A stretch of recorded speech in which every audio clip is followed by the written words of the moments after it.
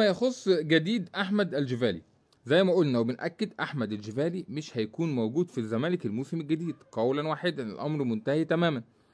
قلنا على عرض الاتحاد كان عايز الزمالك يدفع نص المرتب، وراحوا مطلعين كلام كده ان الكابتن احمد سامي قال لك ده اصاباته كتير وكلام من هذا القبيل، فقصه الاتحاد اتقفلت. في عرض لاحمد الجيفالي مركون على جنب، كده كده مضمون وموجود وجاهز، بس هم سايبينه للاخر، هقول لكم عليه في الاخر. عنده حاجه ظهرت النهارده، في حاجه ظهرت النهارده، عرض من الترجي التونسي لاستعاره اللاعب. قلنا ان الناس في تونس اتكلموا مع ميدو حازم امام في يناير اللي فات، اتكلموا عليه بشكل ايجابي جدا، قالوا ده واحد من مواهب تونس. حلو، الزمالك مش هيفرط فيه، الزمالك هيطلعه يجهزه يلعب، الزمالك محتاج حاليا اللاعب الجاهز، فالزمالك هيطلعه يجهزه، فالترجي التونسي طالب استعاره اللاعب.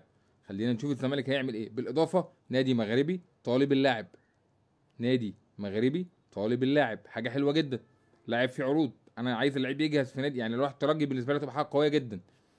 النادي جماهيري، نادي كبير في افريقيا، دوري ابطال، نادي قوي جدا طبعا. طيب لو راح المغرب ايا كان النادي، دوري جماهيري ومتشاف والامور تمام. عنده عرض قوي من مصر تاني، من مين بقى؟ من مين؟ من النادي المصري البورسعيدي عن طريق المدرب نبيل الكوكي، راجل في شمال افريقيا وعارف الدنيا ماشيه ازاي. فعنده 3 عروض، اقواهم الترجي وطبعا المصري، والعرض المغربي لسه ما نعرفش النادي ايه. طب العرض الثالث اللي محطوط في الدرج هو من نادي فاركو. نادي فاركو، وعارفين طبعا الاستاذ جون ادوارد، فالعمليه في بيتها، فهو سايب فاركو للاخر يشوف الدنيا تمشي ازاي بره. كده كده احمد الجيفاني مش مكمل معانا، بشوف كومنتات كتير من نوعيه اصل هو ما خدش فرصه، اصل هو لعيب جامد. محدش يقدر يقول انه ما خدش فرصه، ومحدش يقدر يقول انه لعيب مش جامد، لو هو لعيب جامد خد فرصه ولا لا، هو اتصاب، احنا ذنبنا ايه؟ قضاء وقدر، حاجه بتاعت ربنا.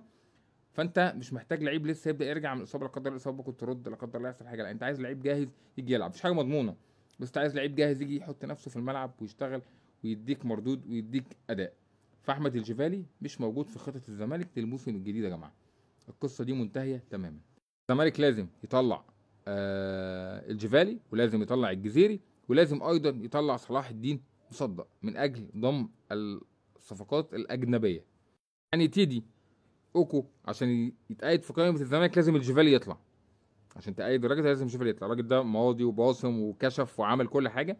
في انتظار خروج احمد الجيفالي هتضم ده مكانه في القائمه، والموضوع بسيط.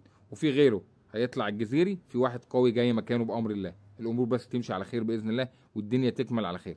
وهكذا صلاح الدين مصدق، في لعيب ايضا هيجي اجنبي كمان، فالامور ان شاء الله تتظبط بشكل او باخر عشان نقدر نأيد صفقاتنا الاجنبيه.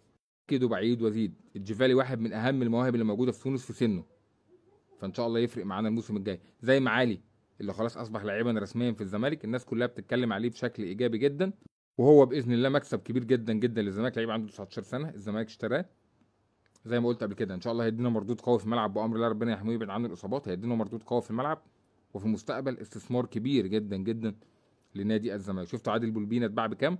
اعتقد ان شاء الله اللعيب ده هيسير على نفس خطى عادل بولبينا فيما بعد، هيبقى استثمار كبير جدا لنادي الزمالك. ادعوا بس ربنا يبعد عنه الاصابات واموره تمشي بشكل جيد في مصر مع الزمالك باذن الله. بالتوفيق للزمالك في اللي جاي، وفي انتظار اخبار سعيده باذن الله.